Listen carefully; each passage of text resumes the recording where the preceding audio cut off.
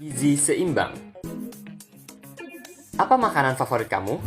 Yang tradisional seperti ketoprak, gorengan bakso, atau yang western seperti burger dan pizza, atau yang lagi ngetren seperti boba? Wah, enak ya! Terus kalau kamu suka, boleh nggak sih kamu makan yang sama terus setiap hari? Nggak boleh ya, karena pola makan sehat, gizinya harus seimbang. Kalau makan yang sama terus kan, gizinya jadi nggak seimbang. Makanan memang dibutuhkan oleh tubuhmu untuk mendapatkan energi. Kalau kamu nggak makan, tubuhmu jadi lemas, cepat capek, atau malah bisa sakit. Selain sebagai sumber energi, makanan juga memiliki banyak manfaat lain loh. Contohnya untuk pertumbuhan tubuhmu, memelihara jaringan tubuh atau memperbaiki yang rusak, mengatur metabolisme dan keseimbangan cairan tubuh, serta membentuk antioksidan dan antibodi untuk melawan penyakit. Banyak kan? Wah, kalau begitu mesti makan seperti gimana ya supaya tubuh mendapatkan gizi yang dibutuhkan?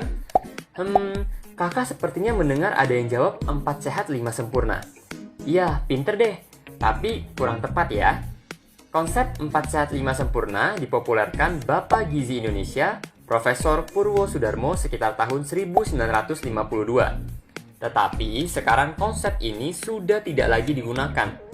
Nah, sebagai gantinya, sudah ada nih yang namanya Pedoman Gizi Seimbang atau PGS. Gizi seimbang merupakan susunan pangan sehari-hari yang mengandung zat gizi dalam jenis dan jumlah yang sesuai dengan kebutuhan tubuh.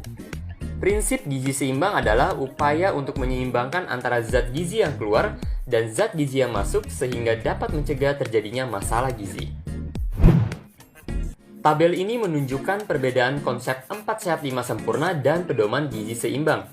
Bedanya, pedoman gizi yang baru lebih menekankan ke keberagaman sumber makanan dan kebiasaan-kebiasaan sehat, tidak harus minum susu, ada panduan porsi yang harus dimakan, dan pentingnya minum air yang cukup. Jadi, dengan pedoman gizi yang baru, apa yang harus dikonsumsi setiap hari? Beraneka ragam makanan dengan proporsi makanan yang seimbang. Dengan begitu, kebutuhan akan semua zat gizi dapat terpenuhi dengan baik. Setiap hari, tubuh membutuhkan asupan protein nabati, protein hewani, makanan pokok, sayuran, buah, dan air mineral. Makanan berprotein tinggi. Protein nabati dan protein hewani memiliki keunggulan masing-masing. Protein hewani memiliki mutu gizi yang lebih lengkap dan mudah diserap oleh tubuh. Sedangkan protein nabati mengandung isoflavon dan antioksidan. Sehingga kedua jenis protein ini harus dikombinasikan secara seimbang. Beraneka ragam buah dan sayuran. Indonesia yang beriklim tropis punya banyak jenis buah yang enak dan murah loh. Jadi jangan takut bosen kalau makan buah. Kalau makan atau minum jus buah, boleh aja. Tapi jangan dikasih gula tambahan ya, supaya tetap sehat. Selain itu, kamu harus lebih banyak makan sayur. Bukan sebagai pelengkap aja. Coba deh kalau kamu makan pecel lele atau ayam bakar. Lalapannya jangan lupa dimakan ya. Jangan jadi hiasan aja. Sayuran juga sebaiknya jangan dimasak terlalu lama karena kandungan vitamin dan mineralnya jadi berkurang. Selain sebagai sumber vitamin dan mineral, sayur dan buah juga dapat memperlancar buang air besar dan mencegah kegemukan karena mengandung serat. Minum air yang cukup. Sebagian besar tubuh manusia terdiri dari air dan tubuh nggak bisa memproduksi air sendiri. Oleh karena itu, kamu harus minum air minimal 2 liter setiap hari. Minum yang cukup juga bisa meningkatkan konsentrasi belajar dan daya memori otak. Bagaimana dengan kebiasaan-kebiasaan sehat? Yuk kita cermati 3 kebiasaan makan sehat dan 2 kebiasaan makan yang kurang sehat. Pertama nih, 3 kebiasaan makan yang sehat. Sarapan yang tepat adalah sekitar pukul 6-9 pagi. Setelah tidur selama 8-10 jam, saluran pencernaan butuh asupan yang cukup untuk mendukung segala kegiatan di hari itu. Sarapan sehat sebaiknya mengikuti pola gizi seimbang dan porsi yang tidak terlalu banyak karena akan mengganggu sistem pencernaan dan malah bikin ngantuk. Sarapan yang cukup terbukti dapat meningkatkan konsentrasi belajar dan stamina. Makan malam. Jangan takut gemuk ya karena makan malam. Makan malam bisa dilakukan dari jam 6 sampai jam 8 malam.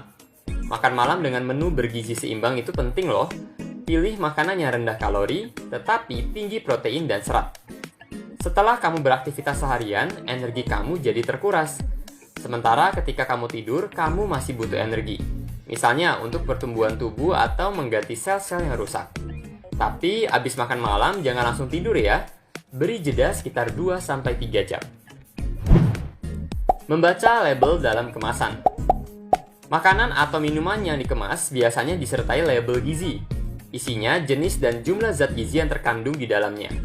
Kita dapat memilih untuk membeli makanan dari informasi di labelnya, misalnya yang tidak terlalu banyak gula atau garam. Nah, terus ini 2 kebiasaan makan yang kurang sehat. Pertama, konsumsi gula, garam, dan lemak. Gula dan lemak dibutuhkan tubuh sebagai sumber kalori, sedangkan garam sebagai penyeimbang cairan tubuh. Namun, jika dikonsumsi berlebihan justru dapat memicu penyakit seperti obesitas atau kelebihan berat badan, penyakit diabetes, penyakit jantung, darah tinggi atau hipertensi, sampai stroke. Makanan cepat saji, minuman bersoda, dan makanan atau minuman yang mengandung bahan aditif seperti pemanis, perasa, pewarna, dan pengawet buatan. Loh, masa nggak boleh ngemil? Bukan nggak boleh, tapi dibatasi ya. Camilan biasanya memiliki kalori yang tinggi, tetapi nilai gizinya rendah. Kalau terlalu banyak ngemil, perut kamu jadi penuh dan males buat makan makanan utama. Kalau udah kekenyangan, nanti malah akhirnya kamu nggak bisa makan makanan yang mengandung zat-zat gizi yang diperlukan oleh tubuh. Terakhir, yuk kita lengkapi dengan 3 pola hidup sehat. Yang pertama, membiasakan perilaku hidup bersih. Contohnya, selalu mencuci tangan dengan sabun dan air bersih mengalir, sikat gigi 2 kali sehari setelah sarapan dan sebelum tidur, serta memotong kuku seminggu sekali. Perilaku hidup bersih dapat mencegah bakteri jahat masuk ke tubuh melalui makanan dan menjadi penyakit. Kedua, berolahraga yang teratur, seperti berjalan, berlari, senam, bermain sepak bola, naik sepeda, naik tangga, atau berenang. Aktivitas fisik akan memperlancar sistem metabolisme di dalam tubuh. Yang ketiga, memantau berat badan secara teratur untuk mempertahankan berat badan yang normal. Berat badan yang kurang atau berlebihan dapat menyebabkan tubuh tidak seimbang dan mudah terserang penyakit. Gimana? Udah lebih paham dong tentang pola gizi seimbang? Nah, kalau sudah paham, apa nih kebiasaan makan tidak sehat yang harus kamu kurangi? Tulis di kolom komentar ya. Pola makan yang bergizi seimbang penting loh buat kamu yang masih anak-anak atau remaja karena masih dalam masa pertumbuhan dan punya aktivitas yang tinggi. Dan satu lagi, kamu harus selalu bersyukur dengan makanan yang disediakan orang tuamu setiap hari. Di luar sana, masih banyak teman-temanmu yang kesulitan mendapatkan makanan atau hanya bisa makan seadanya.